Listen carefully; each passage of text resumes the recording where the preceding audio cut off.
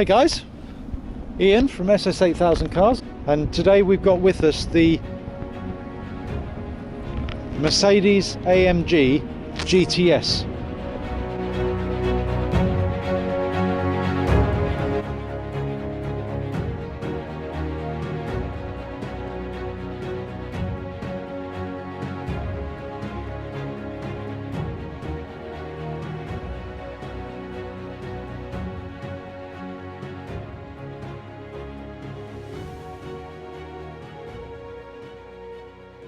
What we have on the screen at the moment is obviously the sat nav.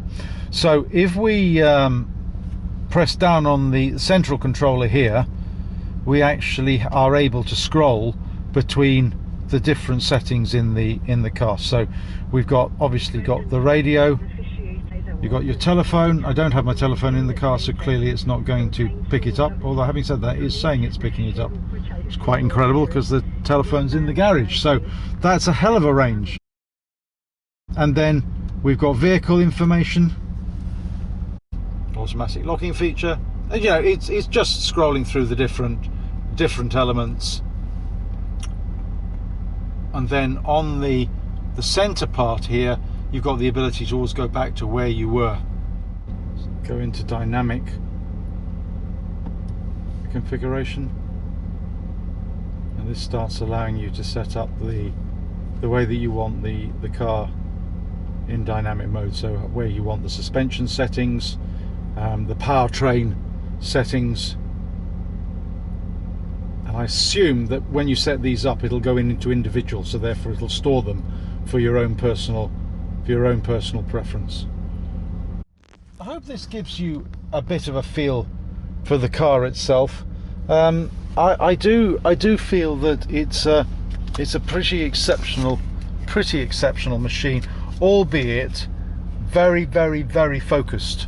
So it's a two-seater environment, and it's you know, it's set for that purpose.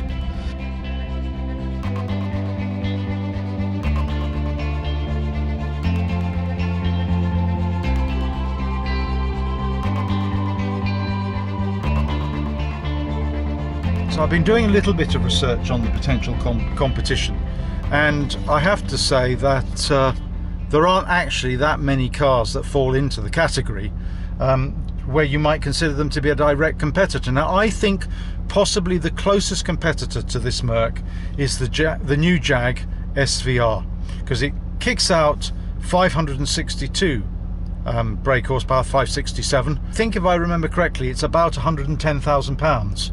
So it really is right on the money as far as this car is concerned, and it plays the same game, although it has the benefit, as you probably know, of being four-wheel drive. Now, I think I'm going to talk about the handling. I'm leaving the handling till last, but you have to say that the Jag probably would be a little bit more composed because of its four-wheel drive. And again, it's a little bit more powerful. Now, whether that actually translates into being able to go faster on the road or not is a moot point. From Porsche, of course, I was talking about the turbos yesterday, which if we talk about the Turbo S, what we're talking about here is a £143,000 car, and the same with the 570S McLaren. So I think we've got to come away from those, and we're into the territory really of the standard turbo. The standard 911 turbo is £126,000, which again is a bit more than this, although I sort of suspect that anybody prepared to spend £112,000 probably would stretch to 126 if they thought that car was absolutely for them.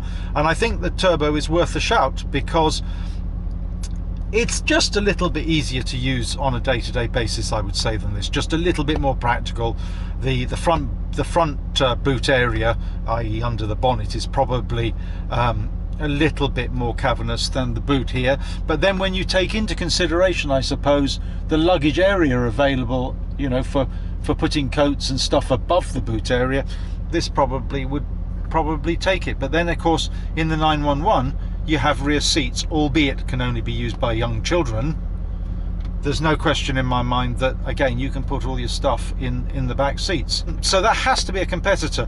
If you want to go a bit cheaper, and again, you've got to remember that the GT version of this is around the 98 mark, you could go down to the Carrera 4S. These are twin turbo units these days, and the Carrera S911 is about 94k before options. At that sort of level, you've also still got available to you the BMW M6, which is worth a look. Beautifully made car, stonking engine, handling. I mean, I haven't driven one of the latest ones, but I drove one a couple of years ago, and I have to say, the handling's it's a rear end car, drive car, and as a consequence, it can be a bit lively.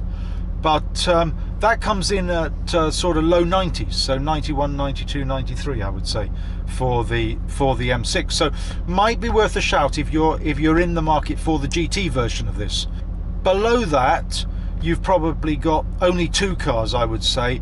One of them's the Nissan GTR, worth a look, fantastic car. I mean, not as quick in outright pace in terms of being a supercar slayer as it used to be, because the Turbo S and the McLaren 570 GT and the R8 Audi V10 Plus would show a clean pair of heels to the Nissan these days, but the Nissan's £80,000, so you have to stump up another 60k to get something like the 570 S McLaren or even the Audi. Now the Audi V10 Plus is knocking on 135,000 pounds, so that's clearly against not directly comparable, but the standard Audi V10 R8, which is definitely worth a look, is about 119,000. Now I definitely think people would look at buying and spending 120 if they're prepared to spend 112.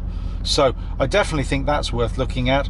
Other potential cars, but not directly in this market, I'd say the Bentley 4-litre V8 comes in at about 140 again. You could argue that's slightly outside the price bracket. You've got the Maserati Stradale, the Gran Turismo Stradale. It's getting on now, really, and I think, you know, the replacement for that can't come soon enough, but it's still a stonking car. And the Stradale, I had a drive of, and I a wonderful car to drive. Maybe could do with a touch more power and a bit heavy, but still great car. I think the Stradale comes in at about 110, so that's worth a look. The McLaren 540C comes in at 126k. It's difficult not to hit the options list on the McLaren, but you know, it's, you know, if you can stretch the Audi V10 at 119, 120, then you can probably stretch to a McLaren. I think the McLaren would probably be my choice, but you'd have to say that I'm biased in that respect because I love all things McLaren. And then the only other one which I did mention 2 or 3 days ago, I quite like the Lotus Evora. And the 410, which, as you know, I'm sure, is the sort of track version of the 400 with stripped out back seats, and I know the Lotus engineers are particularly pleased with, comes in at 80k, and it's a very light car. Now, compared to something like this, you look at the Lotus and you'd say to yourself, oh my goodness, that's basic inside. It doesn't have a lot of the gizmos, but it has enough. And the sound the Lotus makes is just fantastic. I mean, it's in a different way to this. It's absolutely fantastic.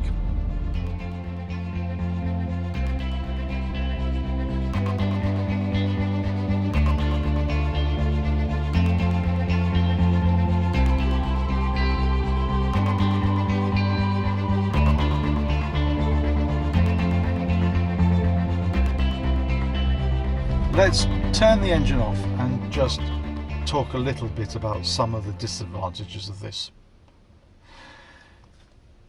It feels very much like an American hot rod to me, you know, like you'd expect the new Viper to be, you know, the top version Mustangs. A lot of noise, not particularly sophisticated when it comes to traction control. When I was out driving, I had a long journey in it yesterday. the roads were slightly damp. I mean, not dissimilar to the way that they are right now. To be truthful, quite difficult to apply the power. I mean, the rear end was squirming all over the place, especially when we went over some of the country roads. And, you know, where the surface is uneven, it's very difficult to get the power down. Now, you know, you shouldn't be using too much power on these roads anyway, and most of them are 50. But I just felt even at 30, if you put your foot down, the car was actually skitting around at the back a bit. So that would be one of the things I wasn't quite sure of, because you're then suddenly aware of how big this car is. And it's not so long, but it's wide. So if you meet other cars on the country lanes, you're really having to get right over to let them pass. And it doesn't shrink around you, this car, where I know none of you ever saw any videos on my FF, which Shmi has now. That car shrunk around you. And as a consequence of that, you could drive it fast in quite narrow lanes, because it just felt easy to place. This is not easy to place. That was my feeling. And again, I've only had the car for 2-3 days, so it's a little bit difficult to say that maybe I'm just not used to it. But those are my initial impressions. Now, the other thing that I've discovered with the car is that in comfort setting, it doesn't really seem to absorb the bumps. Now, you know as well as I do that some of the surfaces are very uneven, and you know they're all requiring investment. This car doesn't absorb bumps, not in comfort. Now, funnily enough, and again this may be a misleading impression, but so far I've found that the car actually did ride over the bumps a little better in sport. So when you're traveling along uneven surfaces, you're almost better to be in sport. Problem with that, of course, is that it almost seems to lock out the top gear. So you know you're not going along gently, and in sport you can feel it wanting to hold the revs, which I mean is what you'd expect, because that's what sport's meant to do, but very slightly irritating. And I just think for a car like this, which is quite clearly meant to be a cruiser, it should probably be a little bit more comfortable. I don't know that I would want to take this car on first impressions on a Continental dash unless I was sure that the roads were very smooth. And then the final point that I would make, I don't want to end with all these negatives particularly, because I think it has some great positives, but the final major point for me was on a fairly long stretch of the A3, I thought the car was quite noisy. That was not the burble from the exhaust, because actually the exhaust without the loud button on calmed down a bit, but it just made quite a clatter. Those are the first impressions. Having said all that, thoroughly enjoyed the car. Great fun. I don't know whether you notice here, actually, I'm really glad that it has the panoramic sunroof. One of the things I love about the McLaren is how deep the window is, even on the GT4, which is not renowned as having a deep window. Great visibility. Here, you've probably, as I said before, got 3 to 3.5 feet of car ahead of where you can see, and the window is quite shallow. So, you know, if you put down the sun visor, for example, you can, I hope, see how limited the view is for the driver. Again, you get used to that, so that was not something that irritates me. And in fact, on a cold rainy night like it was on Thursday night when I came out of London, I have to say that was it's quite cosseting sitting in here, so I quite liked that. Love the dash, love all the electronics available, love the noise of the car, but moreover I absolutely love the looks. Absolutely love the looks. I just get out here and leave you with a final view of the car. I just think the looks are absolutely great. Like the lights, these are the daytime running lights. I just think it is such a cool car. And somehow, for travelling up and down to London, it was fantastic. I've got more time in the car, so I'll definitely come back to you and let you know what I think overall. But first impressions really after 3 days with the car. Alright guys, it's Ian from SS8000 Cars, signing off. Please make sure you subscribe. Cheers.